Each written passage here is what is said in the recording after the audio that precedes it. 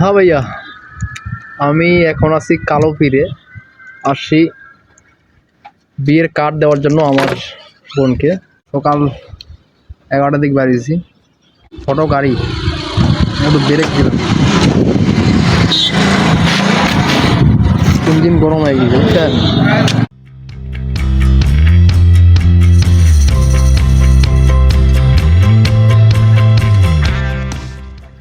আর আমাদের বিয়ের কাজ প্রচুর। প্রথমে কার্ড ছাপাইতে দিলাম, কার্ড বিলি করতে হচ্ছে। আর কালকে কার্ড দিনে কালকে গেছিলাম আমরা কারোল হাট করতে। মোটামুটি বেশ কিছু মালামাল বাজার করছি।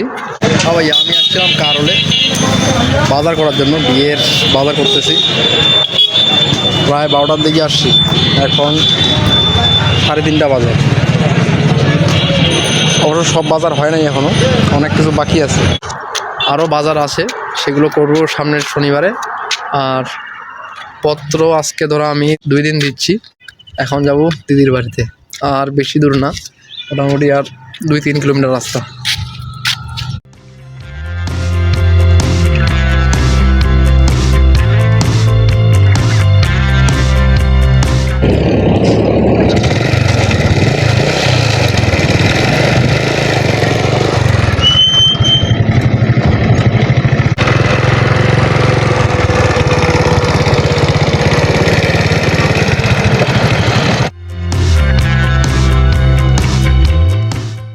হ্যাঁ ভাইয়া, আমি চলে আসছি আমার দিদির বাড়িতে, আমার ভাগ্নি হিমু। আসলে আমি একটা হিসাব করছিলাম, 25K মাইনাস 25K হচ্ছে, ভাগ্নি মনে করছে 25 টাকা। আমি ভাগ্নিকে বললাম যে 25 হইলে বিয়েখানা আর কি কোনো সমস্যা হবে না, মানে সব কিছু কমপ্লিট হয়ে যাবে। ভাগ্নি কী করলো, তার কাছে মানে জমানো 25 টাকার একটু বেশি হবে, সেটা সে আমাকে বের করে দিল। বলতেছে, মামা নাও 25 টাকা তোমার শর্ট হচ্ছে। আমি দিয়ে দিলাম। আসলে ভাগ্নি কি বলবার, অসংখ্য ধন্যবাদ। ভাগ্নি হয়তো বুঝে নাই, না যেটা বুঝছে ভালোই। 25K বলতে ও ওটা বোঝে নাই।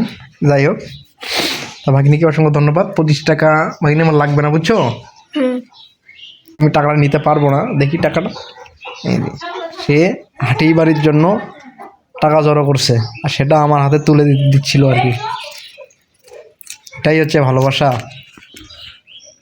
ওকে, আর আমি এখান থেকে বেরিয়ে যাব আর আধা ঘন্টা পরে।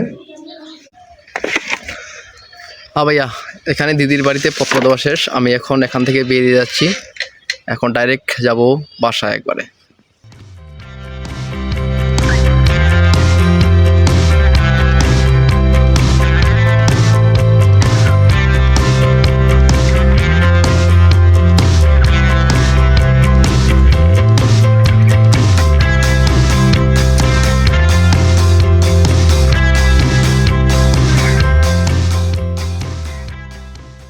এখন সন্ধ্যা, আমি আছি মামার বাড়িতে, এইমাত্র আসলাম। আজকের মতো পত্র দেওয়া শেষ, সন্ধে হয়ে গেছে।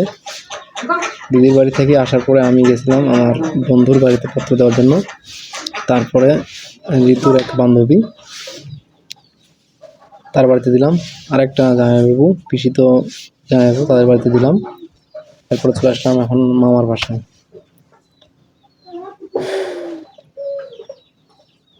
ওকে, দেখা হচ্ছে পরের ব্লগে। ঋতু সুন্দর করে আর্ট করছে, এটা রং করা ছিল না, এরকম ছিল হোয়াইট।